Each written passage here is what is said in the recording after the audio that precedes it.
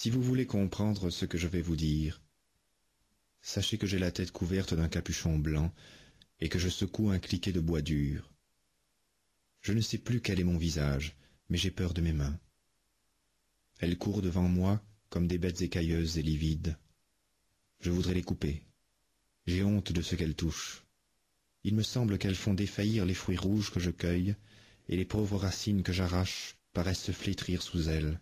Cet extrait du récit du lépreux, Vie imaginaire 1896 de Marcel Schwab, traduit tout le drame et la marginalisation vécue pendant des générations par les personnes atteintes de la lèpre. La lèpre a été pendant longtemps considérée comme une punition divine. La maladie s'est répandue de la vallée de l'Indus en Inde, sa zone d'origine, vers les régions de la Méditerranée et de l'Afrique du Nord. C'est surtout à l'époque des croisades qu'elle se propagea.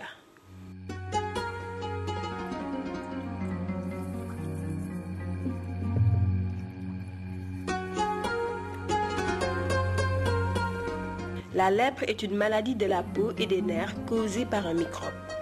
Elle se développe lentement, en moyenne 3 à 5 ans, et peut affecter toutes les catégories de personnes sans différence d'âge. La lèpre apparaît par des taches claires ou rougeâtres ou par des boutons. Les taches sont insensibles à la chaleur, au toucher ou à la douleur et ne grattent pas. La difficulté vient lorsque, justement, au niveau de la tache qui aurait dû être insensible, on n'a pas cette insensibilité et là il faut rechercher la lésion neurologique ailleurs. Les taches ne sont jamais couvertes de poils ou de sueur et peuvent apparaître n'importe où sur le corps. La lèpre ne se transmet que par voie aérienne.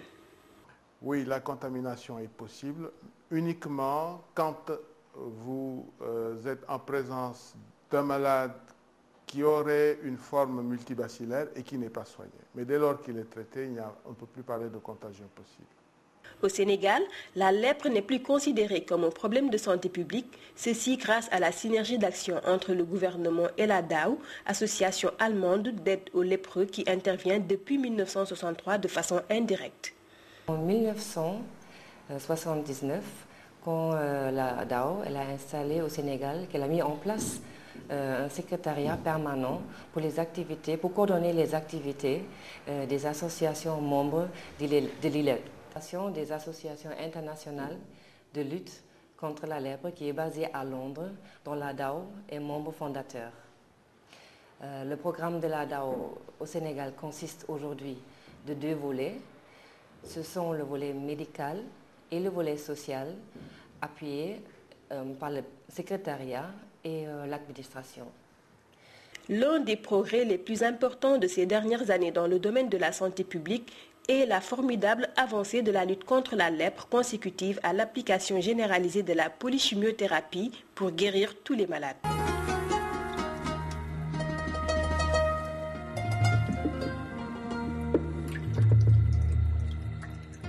La défiguration classique chez les personnes atteintes ainsi que les amputations dues aux dommages osseux sont des signes d'une maladie évoluée que l'on peut éviter de nos jours avec un traitement précoce.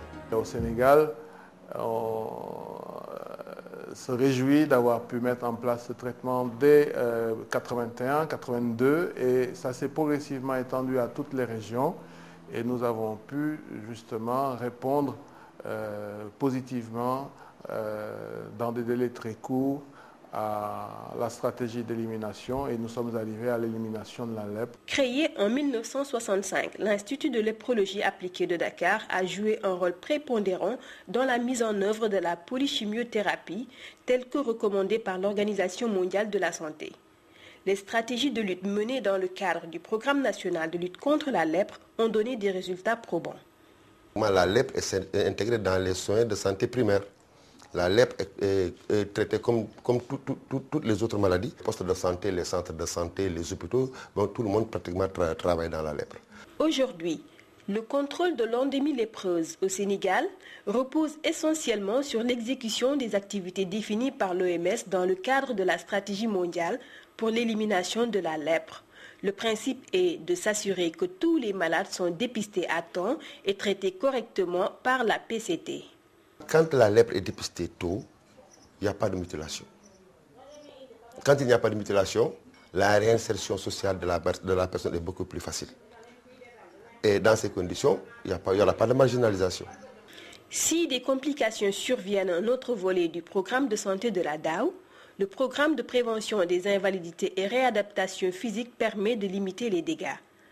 Ce programme a été en fait réaménagé de telle sorte que nous puissions prendre en compte la prévention primaire. Parce qu'avant, justement, ce programme ne consistait qu'à prévenir, mais s'appesantissait surtout sur la prévention secondaire, c'est-à-dire faire en sorte que le malade ne soit pas très mutilé et éventuellement aboutir à l'amputation. En l'absence d'un traitement médical, les tâches grandissent et se multiplient. Le malade peut contaminer son entourage. Les nerfs sont atteints, ce qui provoque progressivement des difformités. Du fait de l'insensibilité des pieds, le risque de blessure peut provoquer l'apparition de ce que l'on appelle des maux perforantes plantaires ou MPP. La mise en place d'une cordonnerie par la DAO et l'éducation sanitaire permet aux personnes affectées par la lèpre d'éviter des infections qui peuvent aboutir à l'amputation. La cordonnerie est là justement pour faire en sorte que les malades qui ont des pieds insensibles puissent être correctement chaussés pour ne pas se blesser. Donc c'est un outil qu'on a et qui entre dans le cadre de la prévention secondaire par la protection des pieds pour éviter donc que le malade ne se blesse et ne présente des mutilations qui pourraient l'amener à être amputé. En cas d'amputation, les protèges et les appareillages sont fournis par la DAO aux personnes affectées par la lèpre.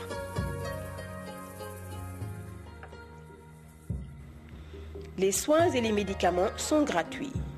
Des dotations en médicaments et en pansements sont données aux districts sanitaires pour la prise en charge des malades.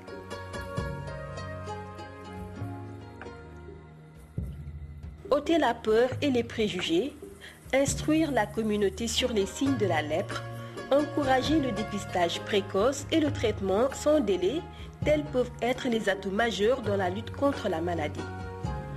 Nous avons d'abord produit et diffusé des spots radiophoniques, réalisé des émissions radiophoniques et ensuite nous avons mené des activités de proximité, c'est-à-dire sensibiliser les élus locaux sur l'aspect clinique de la lèpre, de sorte que les gens puissent sortir dès qu'ils apparaissent des symptômes primaires de la lèpre.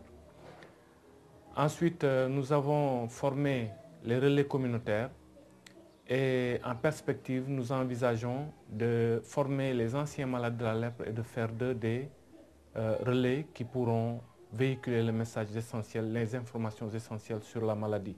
Cette activité est basée sur d'abord une identification des OCB qui pourraient être orientés sur le plan de la lèpre, et effectivement ça a été fait.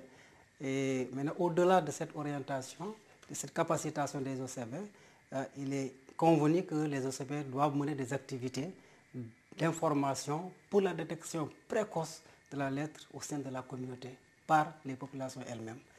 Par ailleurs, le développement des self-care groups a initié à la réadaptation à base communautaire en intégrant d'abord les activités de santé et ensuite les activités de développement dans le concept d'égalisation des chances et l'intégration dans la communauté des personnes affectées par la lèpre.